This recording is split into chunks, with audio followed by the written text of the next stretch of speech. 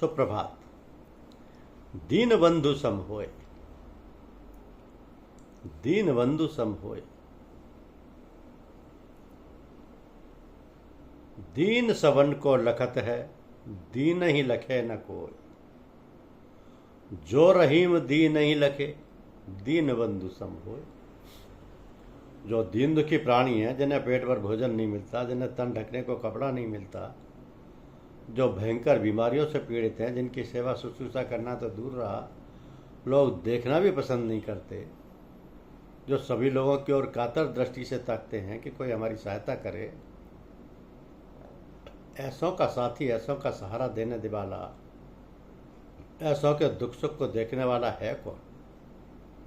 वही जो पिता है सबका, जिसे परम पिता कहते हैं, जिसकी ही दया कृपा से सब पैदा हुए, वही सबकी रक्षा करता है, वही पालन करता है और संहार भी करता है।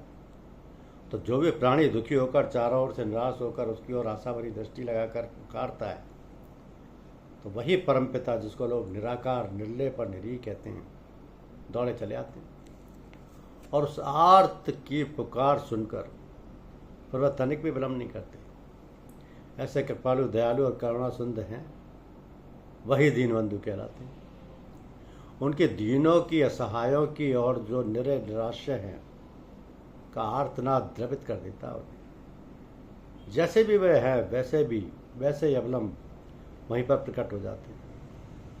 कोई कहता है घटघटवासी हैं, कोई कहता है गोलोकवासी हैं, कोई कहता है क्षीर सागर में शयन करते हैं, कोई 5वें और 7वें आसमान का वासी बतलाता है। किंतु वास्तविकता तो यह है कि जिस भाव से जो उन्हें भजता है, पुकारता है, वैसे ही भावानुसार वे उसी रूप में प्रकट होते हैं।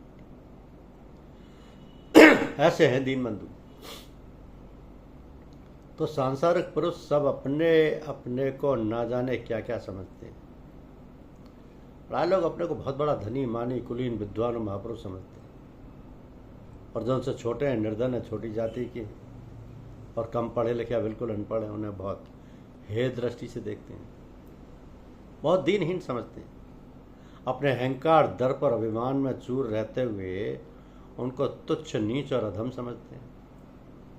यदि यह सब कुछ होते हुए दीन दुखी लोगों को देख द्रवित हो जाए, अपने बड़प्पन, कुल जाति की परवाह न करते हुए उनकी सेवा शुश्रूषा हुए तन मन धन से निस्वार्थ भाव से करे, तो फिर तो कहना ही क्या। उनकी तुलना तो फिर दीनबंधु से होने लगती है। दीन दुखी लोग उन्हें वास्तव में दीनबंधु कहने लगते हैं। आप ही हमारे माई बाप हैं, आप ही हमारे ईश्वर परमेश्वर हैं। सत्य बात भी है। जब किसी की दशा बड़ी शोचनीय होती है और वह अत्यंत दुखी और व्याकुल होता है, और जब उनके प्राणों पर आ अटकती है, ऐसी हालत में जब कोई सहायता करता है, तो वास्तव में उसके मुंह से अनायास इसी प्रकार के शब्द निकलने लगते हैं। तो वास्तविकता भी यही होती है कि वह दीनबंधु, करुणा, बरुणालय किसी के हृदय में प्रेरणा करते हैं, तभी ऐसी घटना घटती है। और दुखी प्राणी जीव भगवान का स्मरण ना करके उसी मनुष्य का धन्यवाद करने लगता है और आभार मानता है। ऐसे अवसर पर जब आदमी की जान को बाजी लगानी पड़ती है, वह भी अपने आप को उस समय भूला हुआ रहता है। तो तभी वह ऐसे जान जोखिम के अद्भुत कार्य करने में सक्षम होता है, और उस समय मानो साक्षात भगवान भी इसके माध्यम से ऐसे अद्भुत कार्य करते हैं, और मनुष्य को भक्ति या सेवक की उपाधि से विभूषित किया जाने लगता है। तो भगवान की महिमा अपरंपार है। हानि लाभ, जीवन मरण, यश अपिशत, विधि हाथ, ये सब बातें चरितार्थ होने लगती हैं। धन्यवाद।